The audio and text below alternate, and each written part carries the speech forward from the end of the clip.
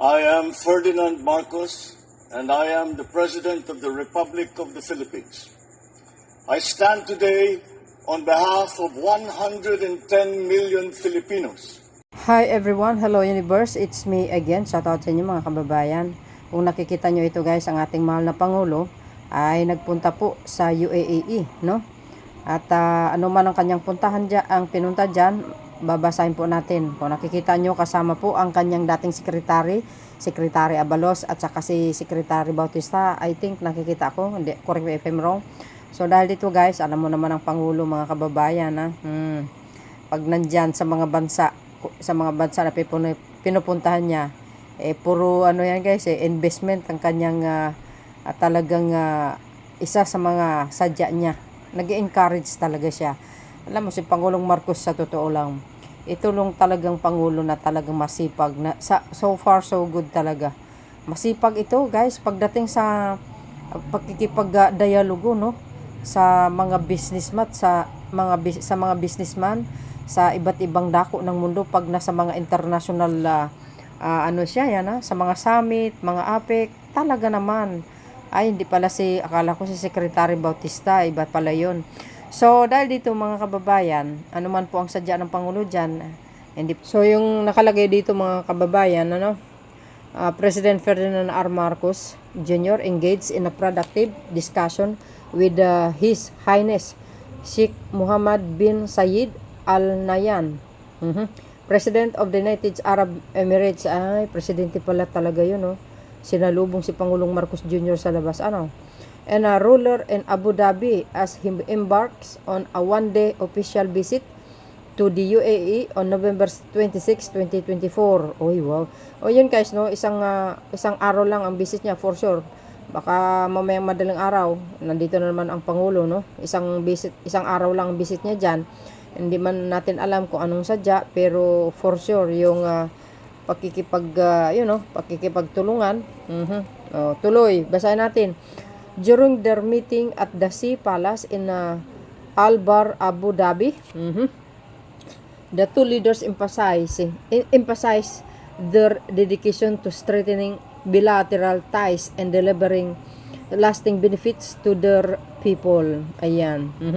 Beyond forging more partnership with the UAE, President Marcos Jr. expresses his deepest gratitude to the President Al Nahyan, hindi ko marunong magbasa dito sa Muslim na pangalan guys, for his country's assistance in several matters, including the arrest and turnover of a sex trafficker to the Philippines authorities in the training and support for the Philippines National Police PNP.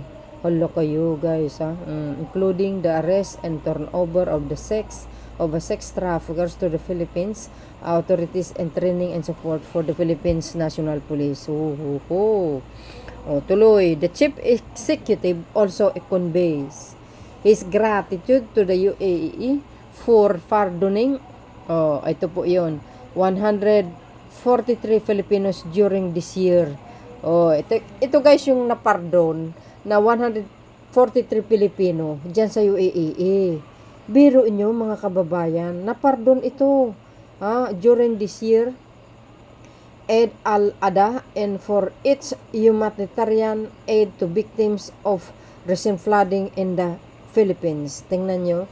Kaya nagpasalamat tayo sa UAE sa talagang tumutulong sila mga kababayan. Actually, hindi lang pagkain. Nagpadala pa nga sila ng parang yung C-130 na malaking eroplano na talagang nagkakarga ng mga relief goods guys. Pati din ang Vietnam yes, Vietnam ay Singapore. Sabi ko sa inyo, ito, tuloy.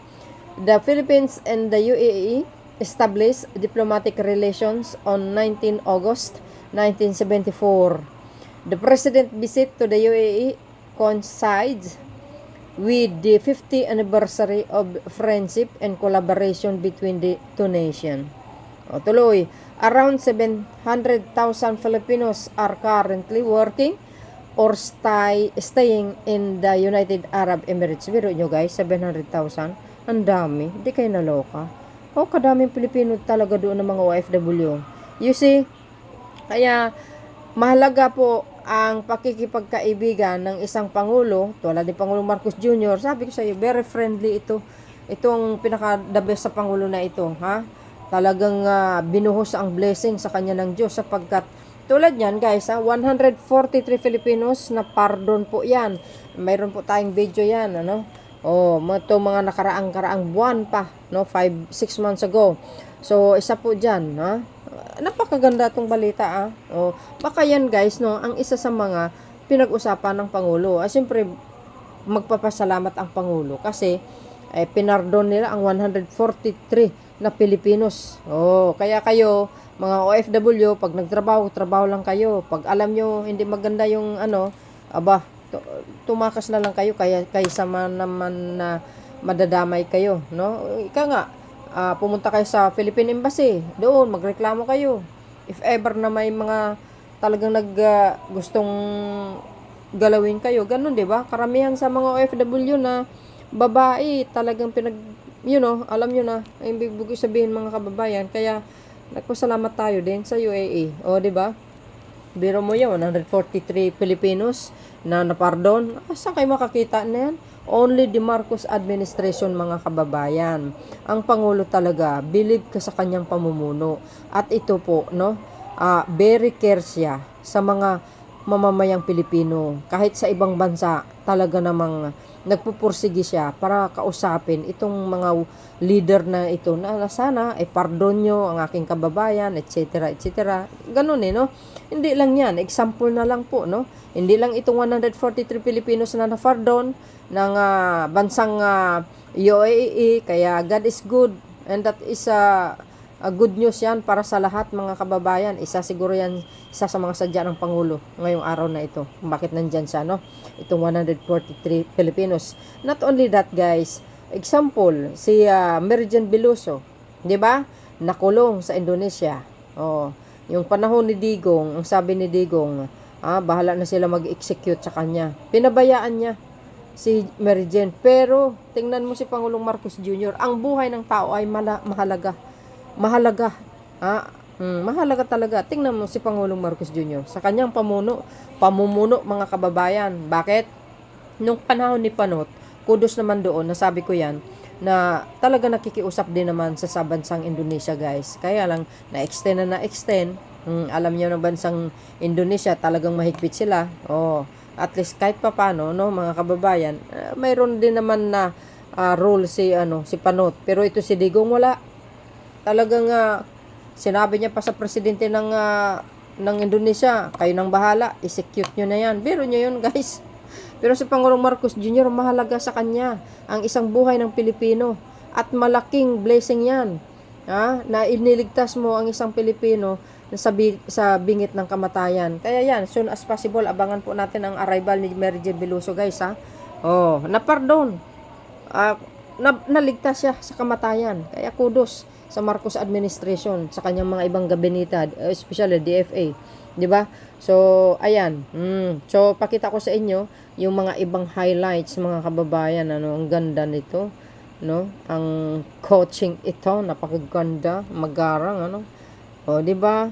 Kaya mahalaga, mga kababayan, ang pakikipagkaibigan ng isang pangulo sa mga world leaders. If ever na mangyari yung sinabi natin kanina, sa pagpapardon nila sa 143,100 na Pilipinos, 143, malaking yun guys, malaking papasalamat natin. At buhay sila, napardon sila kamo, especially Merijen, di ba? Mahalaga ang pakikipag-usap sa mga leaders na katulad nito. So dahil diyan, tingnan niyo yung mga ibang highlights, okay? Tulad yan, nakita naman natin yan guys. So pinakita ko lang sa inyo. Ayan, pinakita ko lang sa inyo ng close. Ayan, si Secretary Abalos. di ba? Akala ko si Secretary Bautista sa iba pala. Kasama niya. Tingnan nyo, kahit hindi na siya ang gabi. Hindi na siya kanyang secretary. Kasama niya pa din. Malapit sa puso niya yan si Secretary Abalos guys matagal na magkaibigan ng mga yan. Ayan see? Kaya don't forget to vote Benhur Abalos, guys. Kasi pag nanalo yan, malaki po ang maitutulong niya sa ating mahal na Pangulo pag nakaupo sa Senado. Bakit? Kasi yung mga pagpapasa ng batas, di ba? So, isa sa mga pipirma, napapayag, o di ba? Hindi ko kontra, ganun lang yun eh. O, nakita nyo yan? O, yan pala guys ang presidente ng ng Abu Dhabi. Mayaman na bansa ito, guys, ha. Sobrang mayaman na bansa na ito. Kasi, dahil siguro dito sa mga langis, napakaswerte nila, no? Sa bansa, sa Middle East, talagang doon pa lumalabas yung mga langis sa kanila. Siguro talagang tinakda ng Diyos. Dahil ang lugar nitong mga ito, walang mga kahoy eh.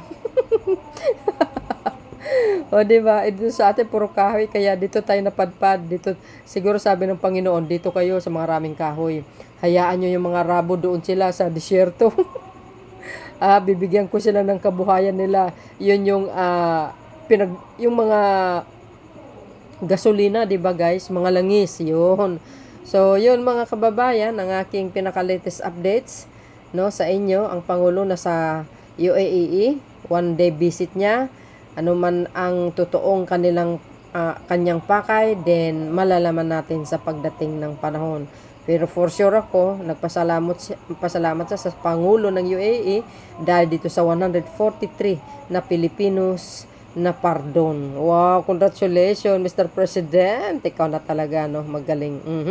Kaya maraming inggit mga kababayan eh. Kaya sinisiraan na talaga siya eh. Gustong agawin ang kanyang pwesto, no?